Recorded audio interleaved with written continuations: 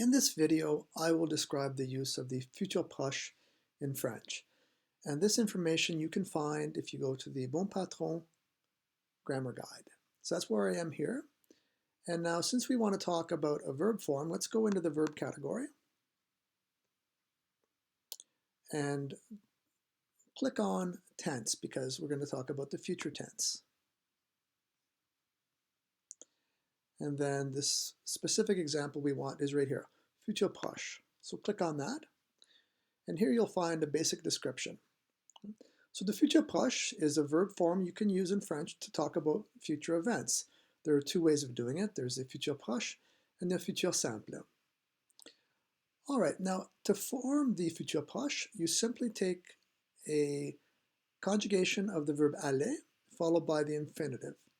All right, so here we have the verb speak is the infinitive and a form of aller, the one that corresponds to je here. So this je vais parler means I'm going to speak.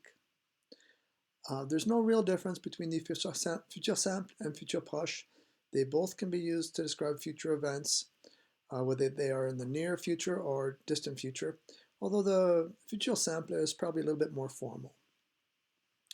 Right, so as you can see, it's pretty simple to form. The next step I would suggest is to look at these questions here, which will help confirm that you are using it correctly. So here in the red, you'll find some errors. Look at these and you should be able to find out why these are wrong. And this, on the left side, of course, are the correct forms. And if you want to check your conjugations, you can, of the verb aller, simply go to the verb conjugator. Everything is here. Next, let's look at the exercises. Here are some simple exercises for you to confirm that you know how to conjugate the verb. So here is the new form, and you need to put the verb in, and you can check it to see whether it's right. And yes, it is. All right, the last thing I would suggest you do is to create your own little paragraph and check it at the Bon Patron grammar checker. So let's click on this. And this is a grammar checker that anything you write, you can paste it into here, hit the check button, and it'll give you some information. So let's go, I've created a Word document, and you can do this as well. And I suggest you create it in Word and save it, and then come back over to the Bon Patron site. So let's take this text that I have created. I'm going to copy it. I'm going to go back over to Bon Patron, and now I will paste it back in. All right, so here I have the text that I've written. I want to find out whether there are any errors. So the way to do that is simply to hit this check button.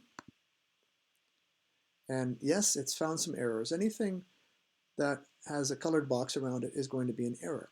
So let's move our mouse over the first one. And here it's telling us, oh yes, that's right. It's almost right, but I need to add an I in this. So I can change that right now.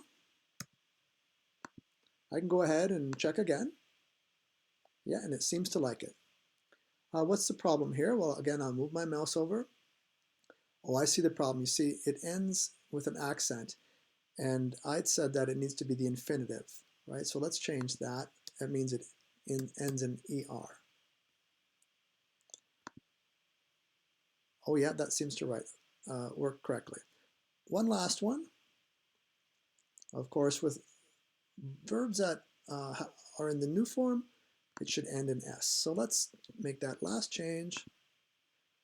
Everything else is good. So you can use the grammar checker with any text that you have written to make sure that the grammar is correct.